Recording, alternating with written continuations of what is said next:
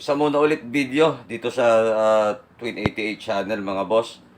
At ang i-feature ko muna ngayon ay yung idea ng isa nating viewer, si Boss Emmanuel Miguel. Sa kanyang comment ang sabi niya, gusto niyang lagyan ng equalizer yung kanyang setup. Pero yung amplifier niya wala effects loop, ano? At ang isa pa niyang idea is that ang gagamitin ay yung optical output ng kanyang smart TV. So sabi niya nabibitin siya pag nanonood ng concert or mga live sa YouTube. So yun ang gagawin natin ngayon mga boss. You are watching Twin 88 channel. Don't forget to subscribe.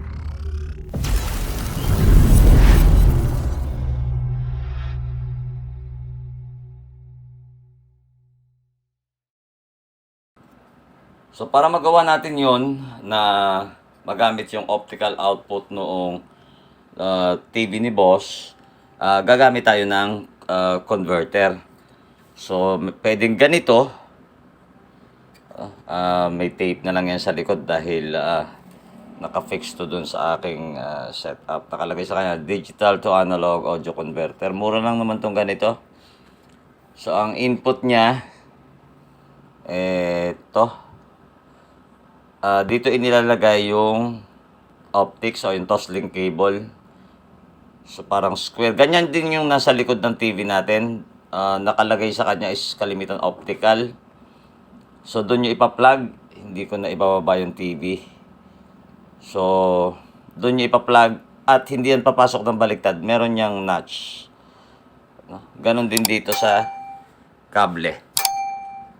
Ganon din dito sa kable. Posible lang na hindi natin makita kasi nakailaw. Meron yan notch doon sa gilid. So pagbaliktad hindi yan papasok. Ang input nitong particular na converter na ito is coaxial at saka yung Toslink.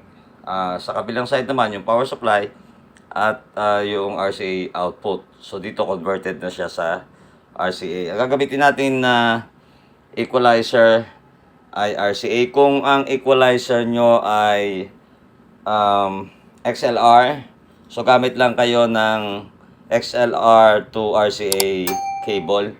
So marami namang nabibili na ganon. At ganito mga boss kung paano natin siya ikakabit.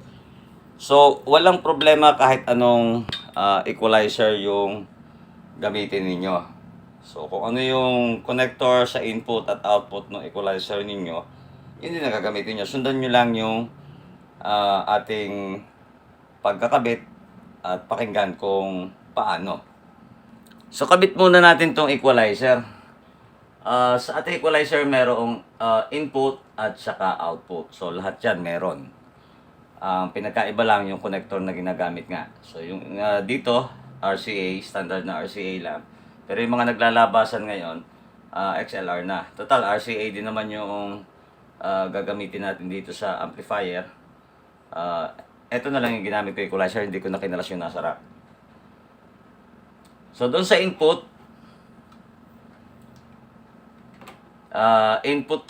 input nakakabit sa input ng equalizer.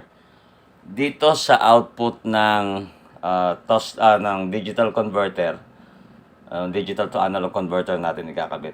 So color coded naman yan. Yung red sa red, yung white sa white.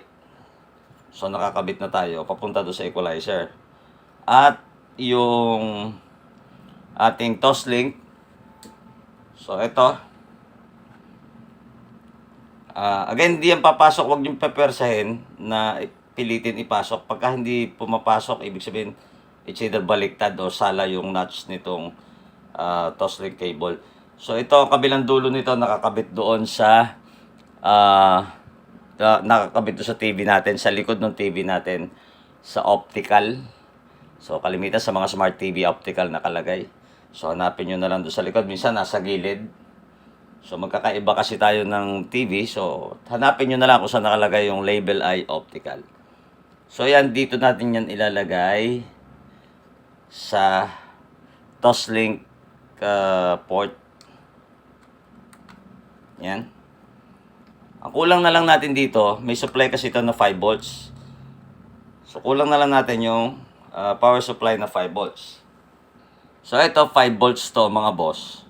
Plug lang natin. At yan, milaw na siya. Nakakabit na tayo sa input pa lang ha, nasa input pa lang tayo.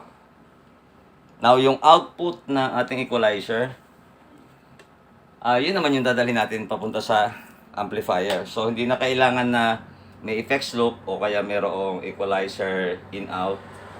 So kung kagaya nung kay boss, ang problema kasi niya walang effects loop yung kanyang amplifier. So ganito lang yung ganito yung gawin mong connection, naka-linear lang. Tapos ito, so ito inilagay ko dun sa output naman ng equalizer. At yung kabilang dulo, ilalagay naman natin sa input ng ating amplifier. So yan, naka-configure na yan. Testing na lang ang ating kailangan gawin. So ito, power na lang ang kulang. Siyempre, huwag nyo kakalimutan ikabit yung speaker. Hindi ko na napakita kanina. So yan yung gamit natin. Naka-converter, yung output ng converter papunta sa equalizer, at tapos yung output ng equalizer ang papunta dito sa amplifier. Lagyan lang natin ng power para mag-testing. So ito nga pala si vintage na equalizer. Ito ay Pioneer na merong reverb. Kita nyo yung kanyang indicator ng reverb, manual na manual. Parang papel na may kulay. So play lang tayo sa TV ng sounds.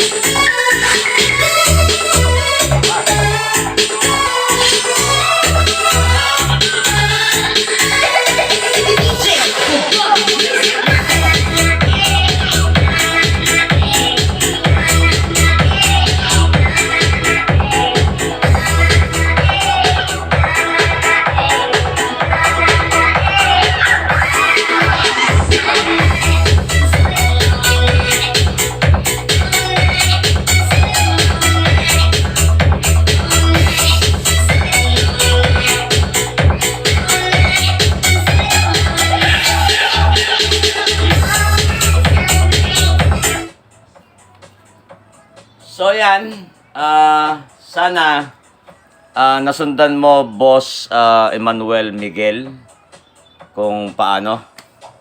Ganun lang yung gawin mong connection doon sa equalizer mo galing doon sa digital output doon sa Toslink. Bili ka lang ng ganito. Medyo malayo na lang kasi yung link nung binili ko to. Medyo matagal na sa akin to. So, ang isi-search mo lang doon sa online platform natin, doon sa either Lazada or Shopee. Ang isi-search mo lang doon ay digital to RCA converter. At marami nang lalabas na ganito. So, mura lang naman to. Pili ka na lang ng store na maraming nabenta at maganda yung ratings. Ano? So, hanggang dito na lang muna, mga boss. Abangan nyo ulit yung susunod kong video. At sana nakatulong ako kay Boss Emmanuel Miguel. Stay safe mga boss!